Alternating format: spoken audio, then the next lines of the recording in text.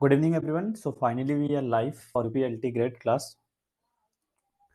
तो चलिए हम पढ़ना स्टार्ट करते हैं, तब तक बाकी बच्चे भी ज्वाइन हो जाएंगे जिनको ज्वाइन करना होगा।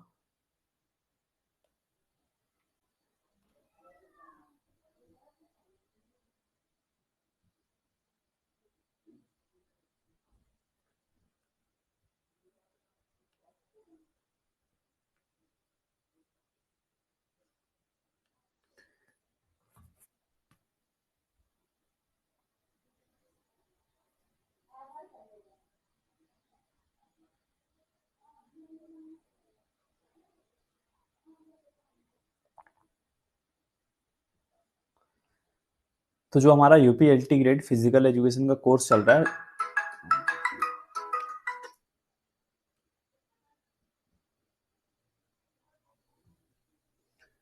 उसमें हमने क्या पढ़ चुका है, उसमें अब तक हमने कर चुका है कवर आपका यूनिट नंबर 1 और यूनिट नंबर 2 अभी हमारा चल रहा है। आज है हमारा यूनिट नंबर 2 का सेकेंड लास्ट टॉपिक। वो क्या है हमारा meaning and types of motivation. ठीक है, इस टॉपिक को हम अच्छे से पढ़ेंगे। आप एक बार बता दीजिए मुझे चैट बॉक्स में मेरी वॉइस क्लियर आ रही है ना, कोई इश्यूज तो नहीं है।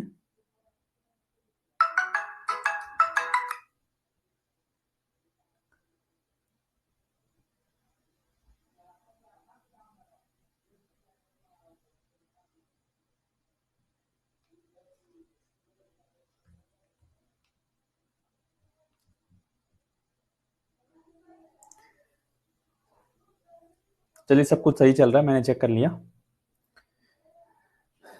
तो टॉपिक मैंने बताया मोटिवेशन के बारे में पढ़ने जा रहे हैं। तो मोटिवेशन के बारे में काफ़ी अच्छा प्रोवर्ब है जो दिया गया बीएफ स्किनर के द्वारा।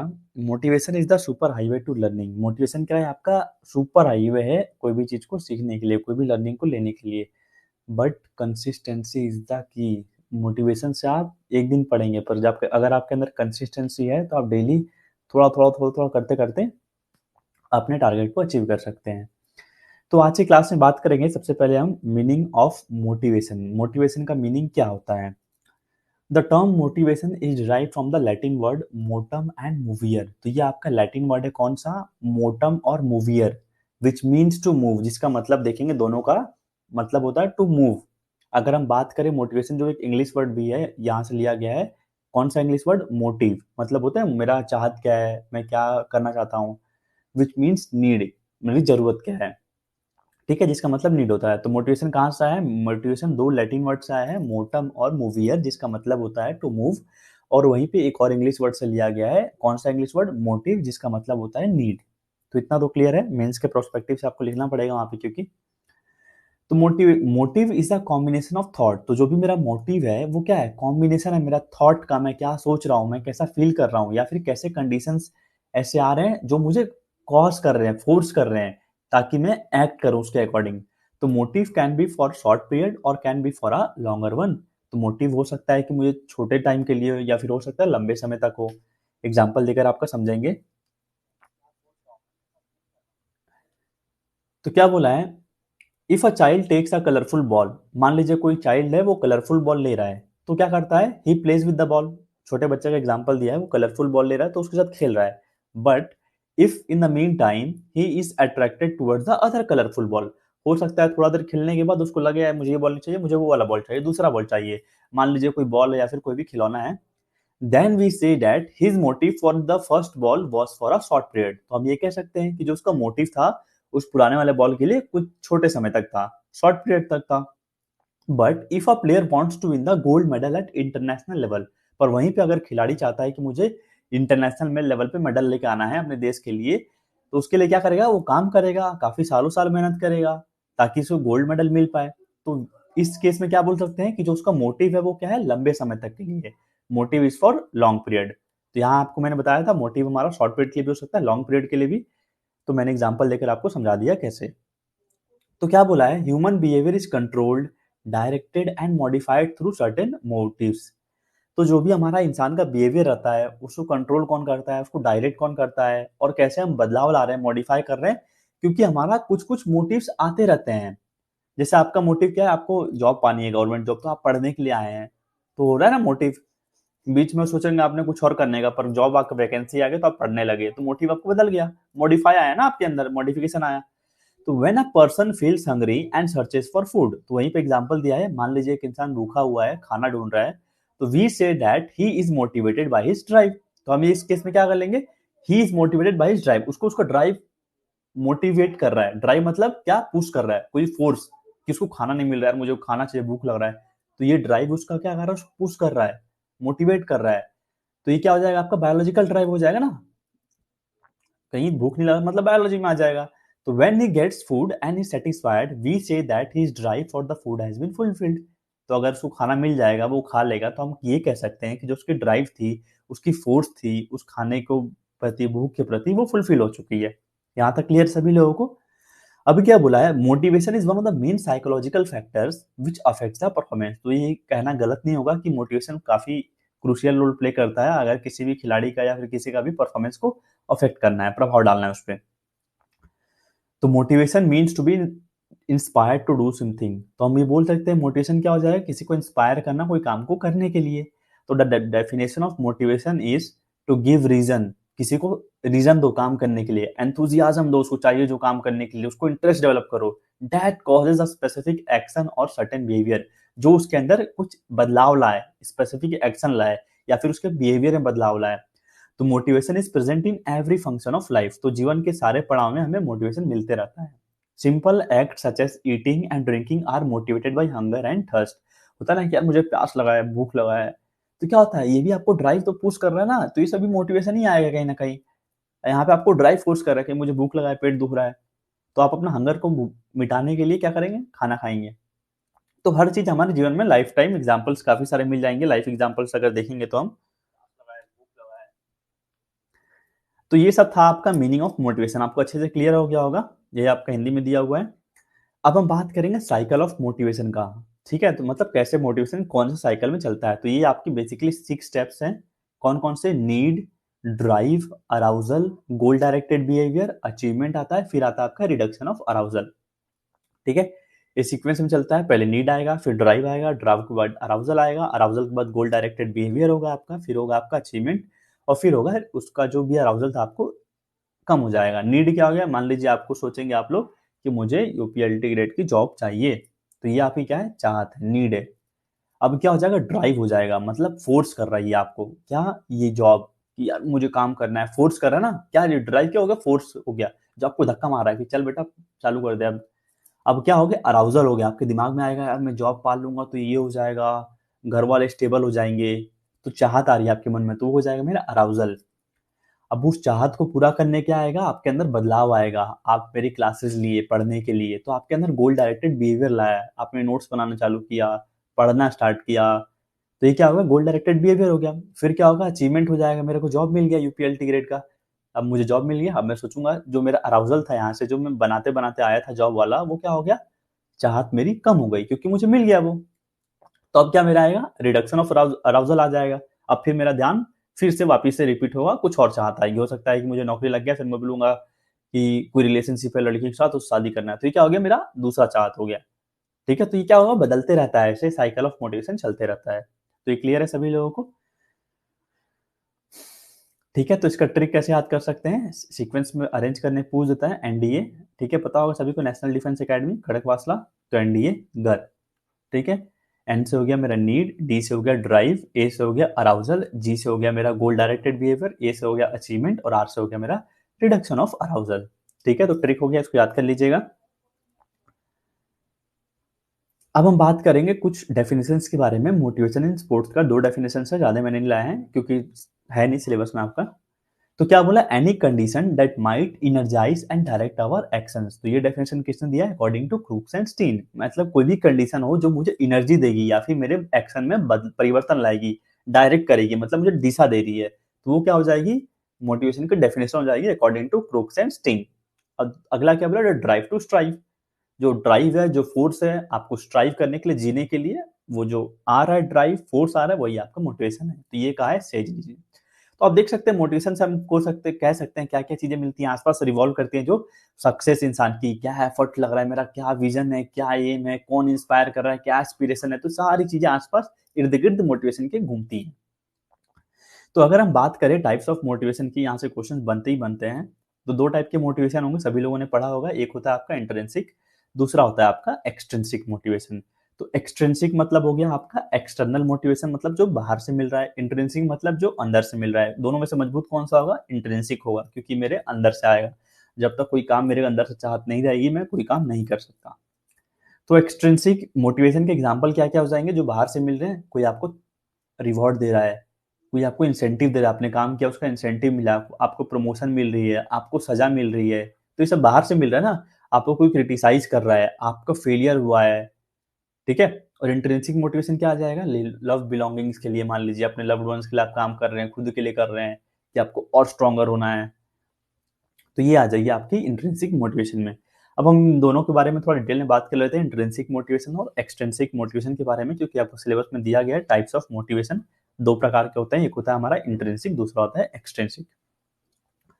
तो intrinsic motivation motivation is internal, मतलब अंदर से आ रहा है। It occurs when people are compelled to do something out of pleasure. मतलब ये कब होता है? जब हम अपने चाहत से कोई काम को करना चाह रहे हैं, या फिर इंपॉर्टेंस देना चाह रहे हैं, हमारी चाहत है उस काम के प्रति। तो motivation is always intrinsic when the force come from with in one self. तो मोटिवेशन हमेशा इंट्रिंसिक रहेगा जब आपके अंदर से कोई काम को करने के लिए चाहत आएगी। For example, when a person indulges in any sports to have mastery, to display superiority or to gain social approval, it is an intrinsic motivation. क्या बोला यहाँ पे? मान लीजिए कोई इंसान है, कोई पर्सन है, वो चाहता है कि मेरे को इस खेल में महारत हासिल करना है, मास्टरी हासिल करना है, या फिर सबसे अच्छा डिस्प्ले करना है, सुपीरियोरिटी में सबसे अच्छा होना चाहिए इस गेम में, या फिर आप चाहते हैं कि मुझे लोग रिकॉग्नाइज करें, सोशल अप्रूवल मिले। तो ये सब क्या है? मेरी अंदर की चाहत है। तो ये आ जाएगी आपकी इंट्रिंसिक मोटिवेशन। तो क्या करेंगे हम? He or she participates in sports for his or her own सेक। आप खुद के लिए उस खेल को खेलेंगे। तो ये सब हो गया आपका इंट्रिंसिक मोटिवेशन के बारे में बात। अब हम करेंगे एक्सट्रिंसिक मोटिवेशन के बारे में। तो एक्सट्रिंसिक मोटिवेशन इज एक्सटर्नल, मतलब बाहर से कोई चीज आ रही है आपको। तो it occurs when external forces compel the person to do something, मतलब बाहर की जो भी ताकतें हैं, फोर्सेस हैं, वो आपको फोर्स कर रहे हैं कोई काम को करने के लिए। तो motivation is always extrinsic when external forces, positive or negative, produce a behavioural change. तो मोटिवेशन हमेशा एक्सट्रिंसिक रहेगी या फिर एक्सटर्नल रहेगी जब भी कोई बाहरी ताकत, बाहरी फोर्सेस आपको पॉजिटिवली, या फिर मान लीजिए अवार्ड मिल रहा है, या फिर नेगेटिवली मान लीजिए कोई आपको तारीफ सुना रहा है, आपकी बुराई कर रहा है, तब उससे मिलेगी जो भी आपकी नेगेटिव या पॉजिटिव। तो it has been found that such devices motivate some persons more strongly than others. तो ऐसा माना था कि कुछ कुछ ऐसी ड्राइव्स आ जाती हैं जो काफी मोटिवेट कर देती है इंसान को बाकी के कंपैरिजन में। तो in achieving fact, extrinsic motivation includes factors that motivate the individual towards the goal. तो ये सब फैक्टर्स होते हैं जो इंडिविजुअल को पुश करती हैं अपने गोल की तरफ जाने के लिए। तो क्लियर हो गया आपको मोटिवेशन के दो प्रकार, आंतरिक प्रेरणा और ब्राह्म्य प्रेरणा। ठीक है, हिंदी में बोले तो इंट्रिंसिक और एक्सट्रिंसिक। अब हम बात करते हैं कुछ थ्योरीज ऑफ मोटिवेशन के बारे में। ठीक है, क्योंकि दिया तो नहीं है पर क्वेश्चन बनते हैं इससे। तो मोटिवेशन मैंने आपको इतना सारा पढ़ा है, मीनिंग ऑफ मोटिवेशन। तो मोटिवेशन कौन से दो शब्दों से बना है? मोटिव, आपका क्या चाहत है, और उस चाहत के लिए आपने क्या एक्शन लिया। तो motivation comes from two word, motive and action. So theories of motivation are the study of understanding what drives a person to work for achieving a particular goal or outcome। तो इन theories जो दिए गए हैं, इनसे हम ये सीखेंगे कि क्या चीज होता है जो इंसान को ड्राइव लाता है, फोर्स करता है कोई भी काम को, गोल को अचीव करने के लिए। तो कुछ मेन थ्योरीज हैं जो मोटिवेशन की आपको पता रहनी चाहिए। तो उसमें से सबसे पहले हम पढ़ेंगे मैस्लो हायरार्की ऑफ नीड्स, जो कि मैस्लो नीड्स हायरार्की है। इसके बाद है आपका एल्ड्रेफर का ईआरजी थ्योरी। फिर है आपका मैकलैंड का अचीवमेंट मोटिवेशन, और चौथा है आपका बीएफ स्किनर का रीइंफोर्समेंट थ्योरी। आपको किसी भी प्रकार की कोई भी डाउट है यहाँ तक जो भी मैंने पढ़ाया, तो आप पूछ सकते हैं, नहीं तो आगे बता दीजिए, मैं बढ़ने के लिए फिर मैं आगे आपको पढ़ाऊंगा इन थ्योरीज के ऊपर।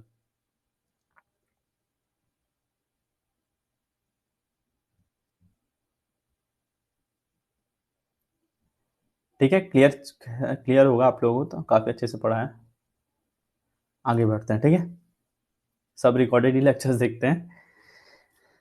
तो बात करते हैं मैस्लो हायरार्की ऑफ नीड्स के बारे में। सबसे जो पहला थ्योरी दिया गया है जो अब आज की क्लास में, the theory consist of 5 basic hierarchies. Hierarchy मतलब एक के ऊपर एक, आपका जैसे मान दादा, दादा के ऊपर पापा, पापा के ऊपर आप, ऐसे आता है हायरार्की में कोई चीज फॉलो होता है। तो ये 5 हायरार्की इसमें भी आपका मैस्लो हायरार्की ऑफ नीड्स में। तो वन ऑफ द अर्लीस्ट और most widely known theories of motivation, सब जगह आपको ये थ्योरी देखने को मिलता है सारे एग्जाम्स में। तो इस थ्योरी को किसने दिया था? 1940s में आया था अब्राहम मैस्लो के द्वारा।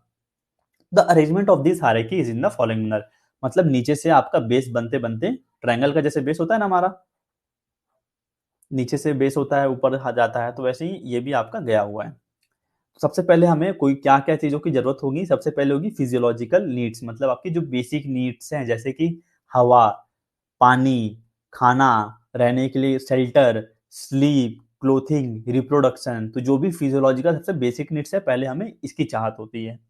इसको जब हम पूरा करते हैं तो इसके बाद हमारी सेफ्टी नीड्स आती हैं। सेफ्टी नीड्स में क्या आ जाएगी? आपका खुद का सिक्योरिटी, आपको नौकरी चाहिए, आपको रिसोर्सेज चाहिए, आपका हेल्थ चाहिए, आपको थोड़ा प्रॉपर्टी चाहिए। ठीक है, तो पहले क्या आएगा? मुझे फिजियोलॉजिकल नीड्स, फिर आएगा सेफ्टी नीड्स, अब तीसरा आएगा लव एंड बिलोंगिंग।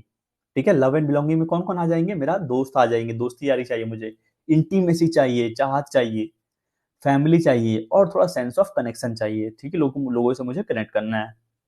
इसके ऊपर क्या आएगा? एस्टीम आएगा, मतलब लोग मुझे थोड़ा थोड़ा पहचाने, रेस्पेक्ट दें, मेरी थोड़ा इमेज बने, स्टेटस हो, मुझे रिकॉग्निशन मिले, मुझे स्ट्रेंथ मिले, मुझे फ्रीडम मिले। अब इसके ऊपर आएगा आपका सेल्फ एक्चुअलाइजेशन, जो काफी कम लोग पहुंच पाते हैं वहां तक। Desire to become the most that one can be, जैसे मान लीजिए आपने सोचेंगे मुझे कलेक्टर बनना है, तो आपका डिजायर था वो, तो बहुत ही कम लोग तो बन पाएंगे ना वहां तक, तो ये आपका सेल्फ एक्चुअलाइजेशन हो गया। तो ये आपका मैस्लो हायरार्की ऑफ नीड्स ऐसे आपका चलता है नीचे से ऊपर की तरफ। तो हम ये बोल सकते हैं, पहले हम फिजियोलॉजिकल सेफ्टी करेंगे, फिर अपने लव्ड एंड बिलोंगिंग वंस को एस्टीम करके सेल्फ एक्चुअलाइज करेंगे। ऐसे करके ट्रिक बना के याद कर लीजिएगा, याद हो जाएगा। PSLES, देखते हैं क्या बन रहा है इसका numeric. PSL Pakistan super league बन गया, और ES, ठीक है, PSL पाकिस्तान सुपर लीग, और ES, ठीक है, एस्टीम सेल्फ एक्चुअलाइजेशन। अब हम बात करते हैं अगले, जो हमारा थ्योरी ऑफ मोटिवेशन है, एल्ड्रफर के द्वारा दिया गया ERG थ्योरी ऑफ मोटिवेशन। तो ये जो थ्योरी है आपका ERG थ्योरी, एल्ड्रफर के द्वारा दिया गया है, ये एक्सटेंशन है किसका? मैस्लो हायरार्की ऑफ नीड्स का। Where as Maslow 5 needs are categorise into 3 categories. तो जो मैस्लो को जो 5 नीड था उसको यहाँ पे 3 भागों में बांट दिया गया है।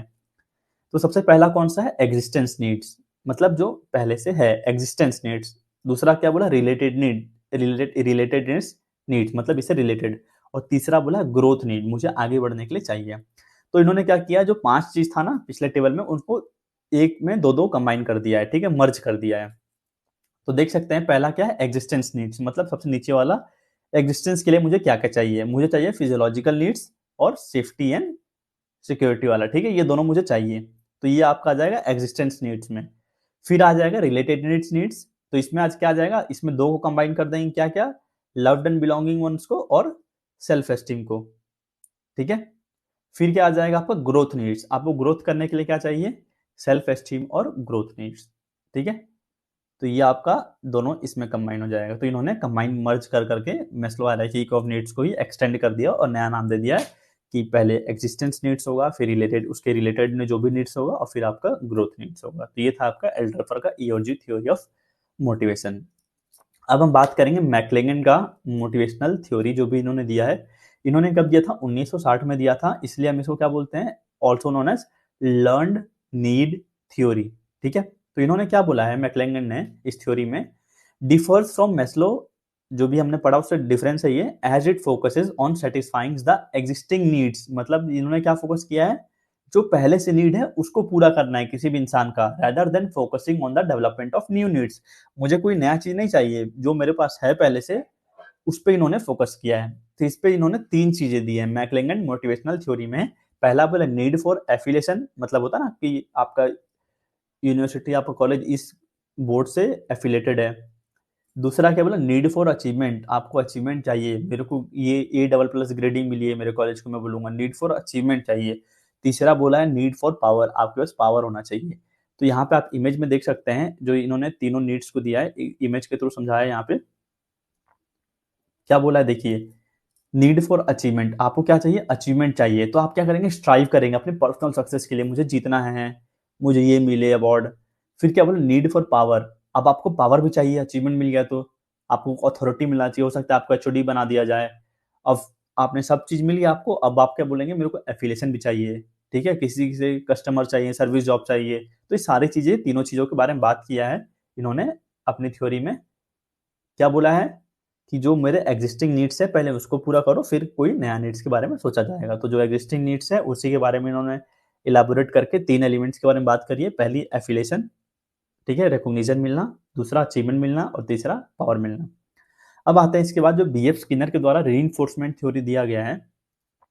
तो इस थ्योरी में बीएफ स्किनर जी ने क्या बोला है, behaviour can be formed by it's consequences, मतलब इंसान का जो बिहेवियर होता है वो कैसे बनता है, उसके कर्म से बनता है। जैसे मान लीजिए मैं अच्छा काम करूंगा तो मुझे अच्छा बिहेवियर मिलेगा, अच्छा उसका रीइंफोर्समेंट मिलेगा।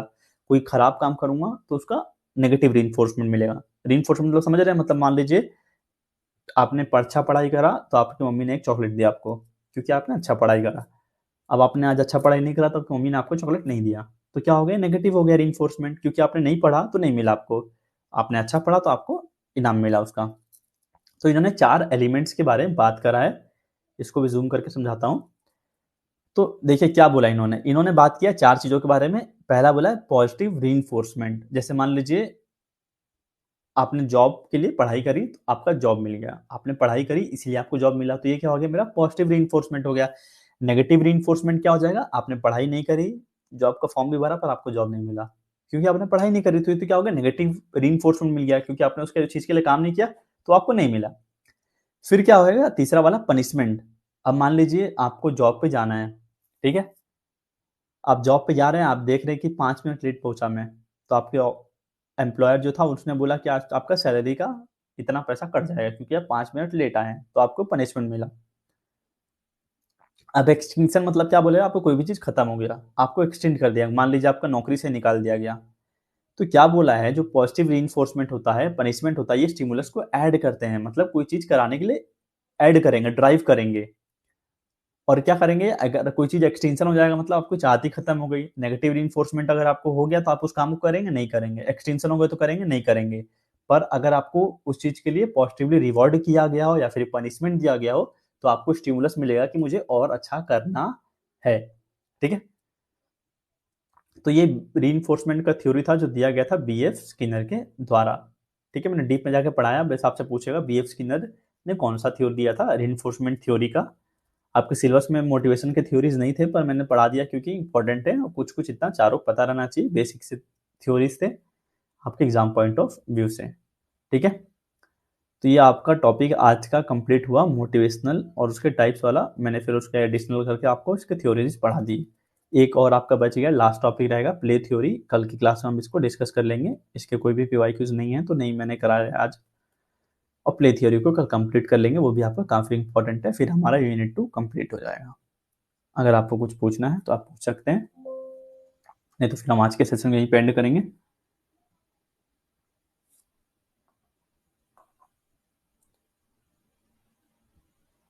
ठीक है, सेशन को यहीं पे एंड करें।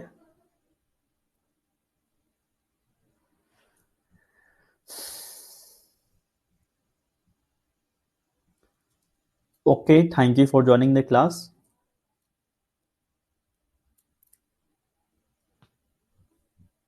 Okay, good night, you all can leave now, bye bye.